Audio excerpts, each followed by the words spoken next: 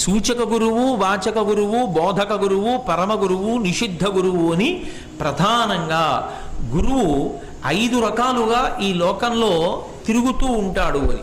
ఆ గురువు ఎవరు అంటే సాక్షాత్ భగవంతుని యొక్క స్వరూపమే. గురువు మాటకి పరమేశ్వరుడు కూడా కట్టుబడతాడు. అసలు మీకు ఇంకా విచిత్రం చెప్పాలి అంటే భగవంతుడి వలన గురువు దొరుకుతాడు. గురువు లేని నాడు అసలు పరమేశ్వరుడు అన్నవాడు ఉన్నాడన్న విషయము ఎవరికీ ఎరుకలోకి రాదు. గురువు లేడనుకోండి, అసలు భగవంతుడు ఒకడు ఉన్నాడని చెప్పడానికి ఆధారం ఉండదు. ఎందుకు ఉండదు అంటే భగవంతుడు కళ్ళ ఎదుట కనపడుతూ మనలా తిరుగుతూ కనపడే మనిషి కాడు. మన మాంసనేత్రములకు దొరకనివాడైనప్పటికీ ఆయన లోపలే ఉన్నటువంటి వాణ్ణి చూడడానికి ఎలా సాధన చెయ్యాలో, ఎలా లోపలికి వెళ్ళాలో నేర్పగలిగినటువంటి దక్షత గురువుకు ఉంటుంది.